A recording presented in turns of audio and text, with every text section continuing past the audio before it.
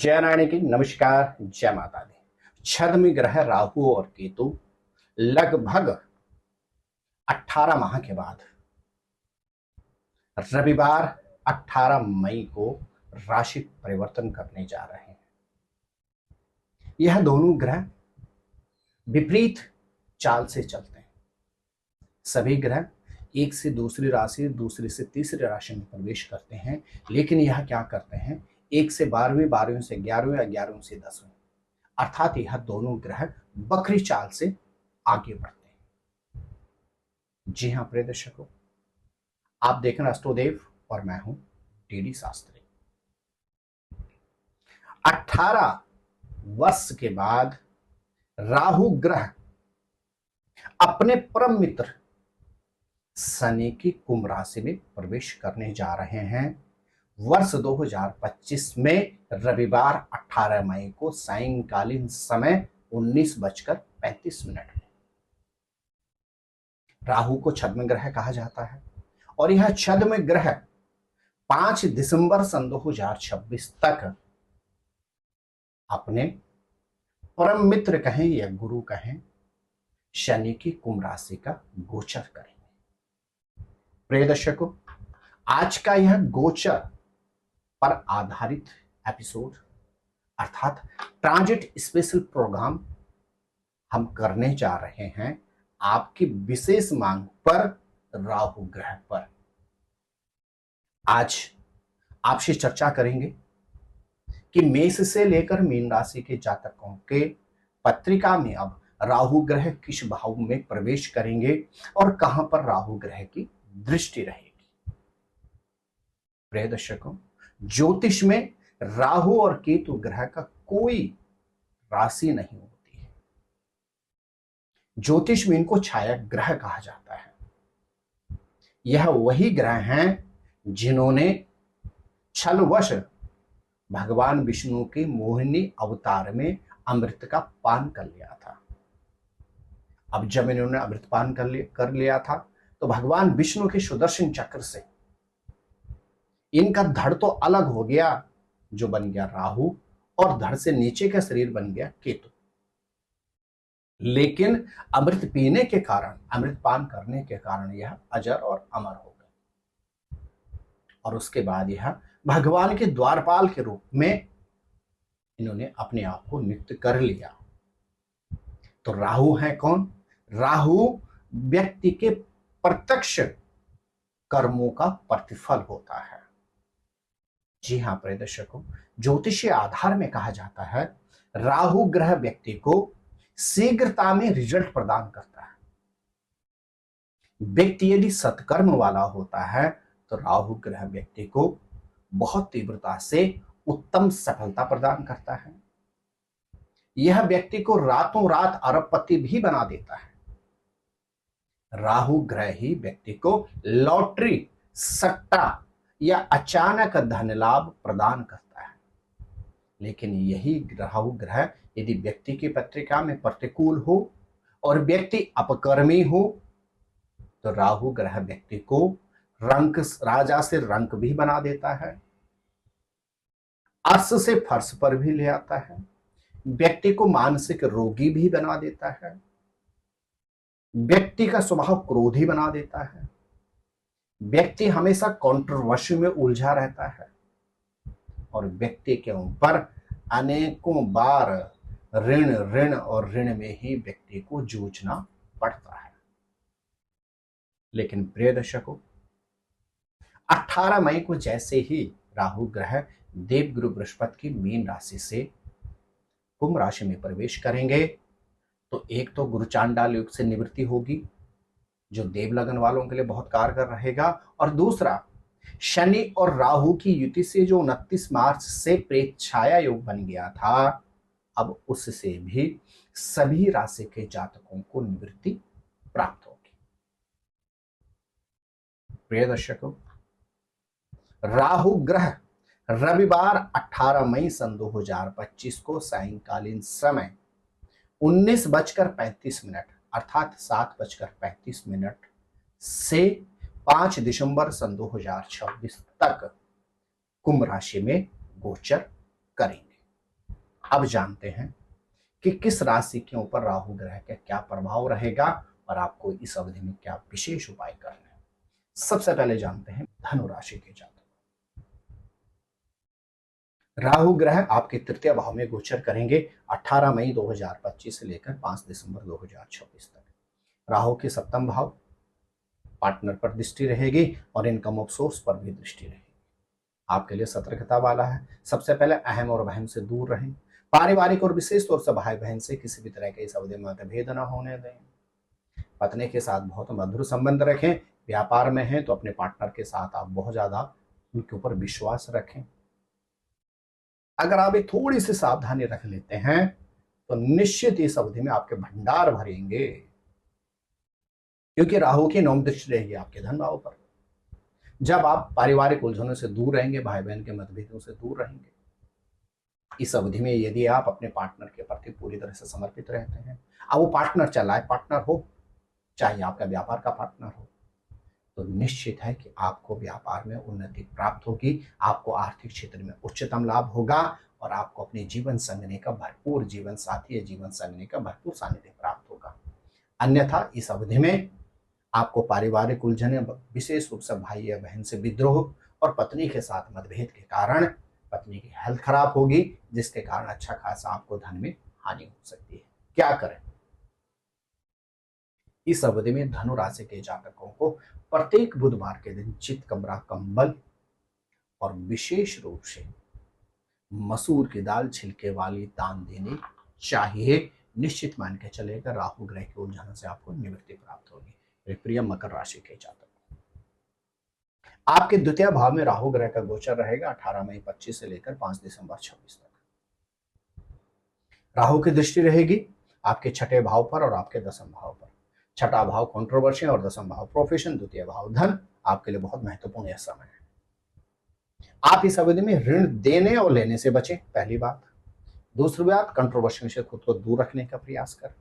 अब दो चीजों पर अगर आपने सावधानी रख ली, ऋण लेने और देने से आप बच गए, व्यर्थ के उलझन मतभेद से आप दूर रहें और अपने प्रोफेशन को आप ईमानदारी से करेंगे तो निश्चित आपके ग्रह नक्षत्र कहते हैं इस अवधि में आपका पद प्रमोशन होगा, क्योंकि राहु की दृष्टि रहेगी आपके प्रोफेशन पर, पद प्रमोशन होगा, जिससे आपके भंडार निश्चित भरेंगे, अर्थात आपके इनकम में वृद्धि होगी, आपका बैंक बैलेंस बढ़ेगा। लेकिन यदि इस अवधि में आप ऋण देते हैं, अननेसेसरी के कंट्रोवर्सी में रहते हैं, वो चाहे सहकर्मी वाले हों या किसी भी तरह के कंट्रोवर्सी में रहते हैं, तो इसका सीधा नेगेटिव इंपैक्ट होगा आपके प्रोफेशन पर, जिसके कारण आपको पैसा खर्च करना पड़ेगा कोर्ट कचहरी में, जिसके कारण आपको ऋण लेना पड़ेगा और इस ऋण को भरते भरते आपके 18 वर्ष आगे के बर्बाद हो जाएंगे। क्या करें? आप बुधवार के दिन विशेष रूप से गणेश जी के चरणों में बैठकर गणेश चालीसा का पाठ करें, गणेश जी को दुर्वा अर्पण करें। निश्चित मान के चलेगा राहु ग्रह का यह अंतर आपके लिए कल्याणकारी सिद्ध होगा। मेरे प्रिय कुंभ राशि के जातकों, 18 वर्ष के बाद 18 मई सन 2025 को सायंकालीन 7:35 में राहु ग्रह आपकी राशि में प्रवेश कर रहे हैं। अब राहु की दृष्टि रहेगी आपके पंचम और नवम महत्वपूर्ण भाव पर। आपको समझने की आवश्यकता है। सबसे पहले आपको ओवर कॉन्फिडेंस से बचना होगा। मैं ही ठीक हूं और मेरी ही सुने, इस आइडियोलॉजी से बाहर निकलना होगा। शीघ्रता में कोई निर्णय नहीं लेना होगा। तो आपको बेनिफिट क्या होगा? प्रोफेशन में अतिरिक्त अवसर प्राप्त होंगे, संतान के उलझनों से आपको निवृत्ति प्राप्त होगी, शिक्षा में आपको पढ़ने के अवसर प्राप्त होंगे, प्रोफेशन में आपको अतिरिक्त अवसर प्राप्त होंगे, भाग्य का भरपूर सानिध्य प्राप्त होगा, देश या विदेश जाने के आपको अवसर प्राप्त होंगे, अवरोधित कार्य आपके पूर्ण होंगे। बस आपको अहम और वहम से दूर रहना है। मैं ही ठीक हूं और मेरी ही सुनो, इससे दूर रहना है। ओवर कॉन्फिडेंस से बचना है। शीघ्रता में कोई निर्णय नहीं लेना है और अपने बच्चों के साथ परामर्श करते हुए कोई महत्वपूर्ण यदि आप निर्णय लेते हैं तो यह अवधि आपके लिए विशेष कल्याणकारी सिद्ध होगी। आप क्या करें? आप प्रत्येक बुधवार के दिन 9 वर्ष से छोटे बालकों को मीठी वस्तु, चॉकलेट, टॉफी इत्यादि उपहार स्वरूप भेंट करें और साथ ही साथ बुधवार को ही लेखनी या नोटबुक इत्यादि कोशिश करें आप पढ़ने वाले बच्चों को उपहार में दें। राहु ग्रह आपको अद्भुत इस अवधि में सफलता प्रदान करेंगे। अब बात करते हैं अंतिम राशि अर्थात मीन राशि की। मेरे प्रिय मीन राशि के जातकों, 18 वर्ष के बाद राहु ग्रह आपके द्वादश भाव में गोचर करेंगे 18 मई सन 2025 से 5 दिसंबर 2026 तक। अब आपको भी थोड़ा सा यहाँ पर समझने की आवश्यकता है, क्योंकि 12th हाउस किस चीज का कारक होता है? कोर्ट कचहरी, मतभेद, वाद विवाद, विदेश और यहां तक कि शमशान का कारक। राहु की दृष्टि अष्टम भाव पर रहेगी और राहु की दृष्टि चतुर्थ भाव पर रहेगी। तो इस अवधि में आपने चतुर्थ भाव यानी प्रॉपर्टी सोच समझकर प्रॉपर्टी में निवेश करना है, अन्यथा यही प्रॉपर्टी का मैटर आपको कोर्ट कचहरी ले जा सकता है। अष्टम पर राहु की दृष्टि रहेगी तो आपने इस अवधि में ऋण लेने और देने से बचना होगा, अन्यथा यही ऋण आपको कोर्ट कचहरी तक ले जा सकता है, बदनामी का कारण बन सकता है। इस अवधि में आपको किसी भी तरह के कंट्रोवर्शियों से दूर रहना है, और यदि आपके पास है समय, यदि आपके पास यदि अवसर हैं तो इस अवधि में घर से दूर रहें, देश से विदेश जाकर शिक्षा या प्रोफेशन में आगे बढ़ें। निश्चित राहु ग्रह का यह अंतर आपके लिए विशेष लाभप्रद रहेगा, प्रोफेशन में भी और संपत्ति से संबंधित क्षेत्र में भी, क्योंकि अष्टम भाव अचानक धन लाभ का कारक भी होता है, उन्नति का कारक भी होता है। तो यदि इस अवधि में आप घर से दूर जाकर शिक्षा प्राप्त करते हैं अथवा सर्विस करते हैं तो शिक्षा में उन्नति होगी, सर्विस में उच्चतम लाभ प्राप्त होगा। क्या करें मीन राशि के जातक इस अवधि में? आप कोशिश करें प्रत्येक बुधवार के दिन गणेश चालीसा का पाठ करें, गणेश जी को सुपारी और दुर्वा अर्पण करें। यदि यह उपाय करते हैं तो मीन राशि के जातकों को इस अवधि में उच्चतम सफलता प्राप्त होगी। जी हाँ प्रिय दर्शकों, राहु और केतु ग्रह लगभग 18 माह के बाद राशि परिवर्तन करते हैं। यह विपरीत चाल में चलते हैं। इनकी 5, 7 और 9 बहुत महत्वपूर्ण दृष्टियां होती हैं। सप्तम भाव में इनके सामने राहु के सामने केतु होता है, केतु के सामने राहु होता है, इसलिए सप्तम दृष्टि इनकी बहुत महत्वपूर्ण नहीं होती है। इनकी पंचम और नवम दृष्टि बहुत महत्वपूर्ण होती है। राहु और केतु ग्रह का ज्योतिष में कोई आधार नहीं है, इसलिए इनको छाया ग्रह कहा जाता है। राहु जहां शनिवत कार्य करता है तो केतु वहीं मंगलवत कार्य करता है, इसलिए कहा जाता है शनि ग्रह जो कार्य स्वयं नहीं कर पाता है, शनि ग्रह जो स्वयं दंड नहीं दे पाता है, वो राहु से दिलवाता है।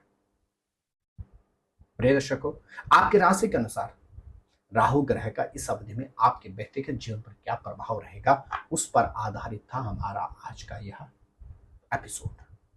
यदि आप जो आपके राशि के अनुसार मैंने व्याख्या की है उन शब्दों पर आप ध्यान देते हैं, जिन चीजों पर मैंने आपको विशेष तौर से फोकस किया है कि आपको किन की चीजों पर सावधानी रखनी होगी और क्या विशेष उपाय करने हैं, यदि इन दोनों चीजों पर आप अमल करते हैं, सावधानी रखते हैं, यहाँ उपाय करते हैं, तो जो उन्नति मैंने आपको बोली है सुनिश्चित मान के चलेगा राहु ग्रह इस अवधि में आपका कल्याण करेंगे ही करेंगे। तो आप स्वस्थ रहें, मस्त रहें, अपना ख्याल रखें। जय नारायण की नमस्कार, जय माता दी। ज्योतिर्विद डी शास्त्री जी से ज्योतिष, अंक ज्योतिष, हस्तरेखा, वैदिक पद्धति से यज्ञ अनुष्ठान, राशि रत्न, रुद्राक्ष कवच तथा वास्तु निरीक्षण हेतु संपर्क करें। संपर्क हेतु हमारे फोन नंबर हैं 9810627053, 9818827053। हमारी वेबसाइट है www.vedicjyotish.com। परामर्श शुल्क प्रदान कर संपर्क हेतु समय सुबह 10 बजे से शाम 6 बजे तक। हमारे संस्थान में योग्य विप्रों के द्वारा समस्त वैदिक कर्म जैसे पूजा पाठ, यज्ञ, जप, हवन, जन्मदिन पूजन, नवग्रह शांति, ग्रह कलेश, काल सर्पदोष निवारण पूजन, व्यापार वृद्धि पूजन, विवाह संस्कार, भूमि पूजन, गृह प्रवेश, शिवार्चन, महामृत्युंजय जाप, बगलामुखी जाप आदि समस्त वैदिक कर्म सुसंपन्न किए जाते हैं। संपर्क हेतु हमारे फोन नंबर हैं 9810627053, 9818827053, 27027053। परामर्श शुल्क प्रदान कर संपर्क हेतु समय सुबह 10 बजे से शाम 6 बजे तक। हमारी आने वाली वीडियो को सबसे पहले देखने के लिए अष्टोदेव यूट्यूब चैनल को अभी सब्सक्राइब करें। आगे शेयर अवश्य करें ताकि और लोगों को भी वीडियो का लाभ मिल सके। धन्यवाद।